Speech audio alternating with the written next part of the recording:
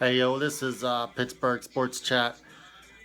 Pittsburgh Sports Fanatics, like us on Facebook, follow us on Twitter at PGH Sports Fans. And let's get into this AFC wildcard matchup. We got the Pittsburgh Steelers facing the Cincinnati Bengals for round three. Um, it's going to be a bloodbath. I just hope the officials keep everything tight. I hope they set examples. If anybody gets out of line, either the Steelers or the Bengals, somebody got to get ejected. You got to set a message early. Now, on to that. Like I said, it's round three, rubber match. The Steelers are 18-2 in Cincinnati. We all know how Cincinnati does in primetime games. It looks like it's going to be A.J. McCarron, not Andy Dalton. Doesn't matter. Game still has to be played. It's playoffs. Time to put your big boy pants on. Cincinnati hasn't won a playoff game since 1991. The last team they beat in the playoffs was the Houston Oilers. They've been out of the league for many, many years. Well, they're the Tennessee Titans now. But facts remain. Anything could happen on any given Saturday or Sunday. Game's going to be Saturday at 8:15 CBS. And this is going to be one of those games. Our defense, as the Steelers, have to step up. I had enough of Blake for the whole year. I think Blake needs to go. If I'm Tomlin, I don't understand why he keeps starting Blake. My secondary would be as following. It would be Mitchell as a safety. Ellen as the safety. It would be Gay. He's the only cornerback that didn't get burnt this year. It would be Cockwell or Boykin. And then I would even play Grant. I would play anybody but Blake. Blake gets burnt more than any corner I've ever seen in the NFL. Everybody bitched about Ike Taylor. I would rather take old man Ike over Blake right now. The secondary is just in a shambles. It needs an overhaul. There's no doubt about it. No matter how far we go in the playoffs, the bottom line is this. If we lose to Cincinnati, it's like, they're the 6th seed. You know, they weren't supposed to go too far. They barely got in. If Cincinnati loses, it's, holy crap, what happened? They're supposed to be one of the elite teams in the NFL. They just can't win a playoff game. They don't show for prime time. You know, so it's a win-win situation, really. Steelers lose, it's like, oh, well, they wasn't supposed to be there anyways. Cincinnati lose, everything gets blown up. There's no doubt that Marvin Lewis gets fired.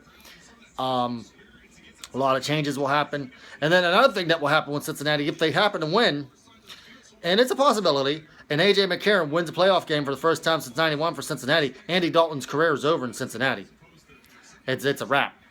But, yeah, back to the Steelers. It looks like D'Angelo Williams is going to give it a go. He's day-to-day with a sprained ankle. That's a hell of an injury. It looks like they're probably going to numb him up before the game. Hopefully they numb him up right. I remember a few years back when they numbed up the bus, they numbed him up the wrong way and he couldn't go.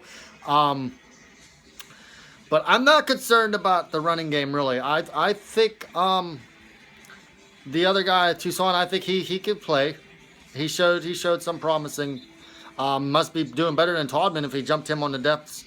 I'm tired of hearing all this crap from this Steeler Wire website. This Steeler Wire website from the USA Today, they need to go shut the hell up, and they need to just remove that name Steeler. It should be called Steeler Hater, not Wire. All they did was bash the Steelers all year round, and now they got some asinine article up saying, should the Steelers sign Ray Rice? No. Let's throw out the fact that he almost killed his wife in the elevator, okay? Let's throw that out. We're not even looking at his past. His past is his past. Let's look at the facts. 2013 was his last active season. He had 660 yards, 4 touchdowns, a 3.1 average. Okay? He hasn't played it down in the NFL for 2 years. And you want the Steelers to sign a ice-cold running back to go into Cincinnati on a Saturday night. That's 4 days of practice to learn a playbook, block schemes, and learn the offensive line in 4 days. Yeah, not going to happen, my friend. I would rather sign somebody off the practice squad, maybe get Isaiah Peed back in here, get somebody that knows the system a little bit. I would not ever sign Ray Rice, and you will never, ever see Ray Rice in a Steelers uniform. For that matter, you will never see Ray Rice in an NFL uniform unless it's one of the Dallas Cowboys. Because let's face the facts. Jerry Jones loved he loves the circus, and he loves those troubled players. He would fit in great with Hardy down there. Johnny Football will be going down there pretty soon. Soon to be Johnny Unemployed as soon as the Browns cut him. Oh my God, the Browns. Where do we start with the Browns? Newsflash, Cleveland. You say you're diehard fans and you want a winning franchise? You can't be a winning franchise with 9 head coaches since 2013. 2003. 2003, you had 9 coaches. It takes 4 years to even build up a program. How are you going to build a franchise with year coaches?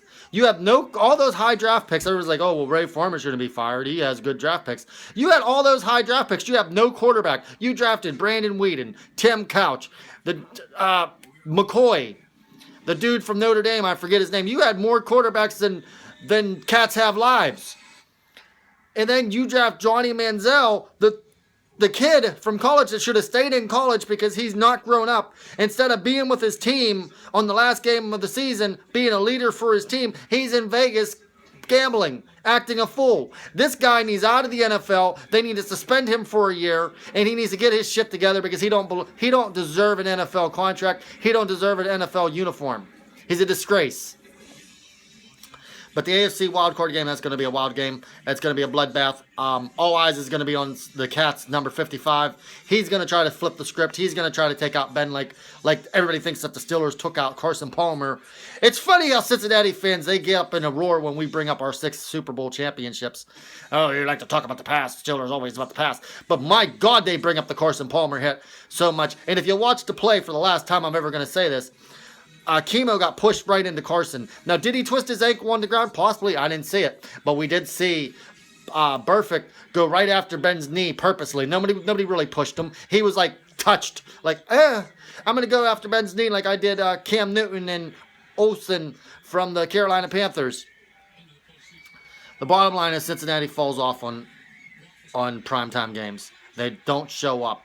So I don't understand what's going on with this team. It's funny because the Cincinnati Bengal fans are reverse of the Pittsburgh Steelers fans. Cincinnati Bengal fans, when they play a primetime game or they play in the playoffs, they all start sweating. They start having heart attacks. Oh my God, what if we lose? Oh my God, we're gonna flop again. Oh, we're gonna screw the football again. Oh, what are we gonna do? But when the Steelers play a bad team, it's the exact same way. When we play a bad team, all real Steeler fans look at each other like, oh crap. We're going to play down. We're going to come to this stadium against the Browns or the Ravens. And we're like, we're the mighty Pittsburgh Steelers. We don't even have to show up. We just have to show up in our uniforms. We don't have to practice. We don't have to prepare. We'll just show up and play. It doesn't work that way. You always got to be prepared. It don't matter if you play a 15-1 team or a 1-15 team. You always have to show up. I'm so tired of my Steelers playing down to bad opponents. It's ridiculous. It's embarrassing. But, good luck on the Buffalo Bills beating the Jets. And I love how the Patriots got paid back for their karma. Karma is a bitch, Patriots. You let the Jets beat you to knock us out of the playoffs purposely. Who the hell goes into overtime and kicks the ball off to the other team, knowing that if the other team scores a touchdown, it's over? Wow. Then you get your ass whooped by the Dolphins, and Brady gets a high ankle sprain. Beautiful. You lose the number 1 seed. Denver gets the number 1 seed. It's a beautiful thing. But yeah, AFC wildcard game is going to be wild.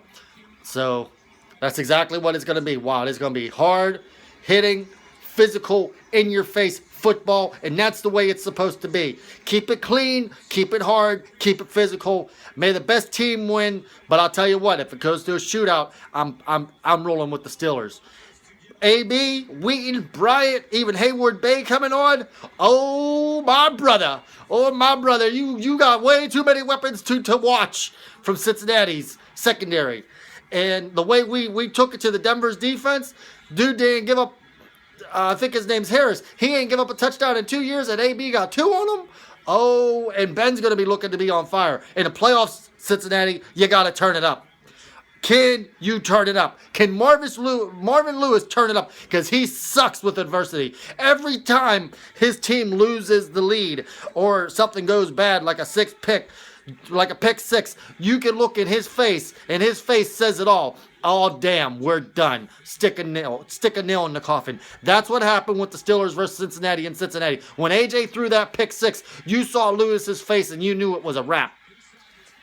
That's why I don't think Lewis is the coach to lead this team to the promised land.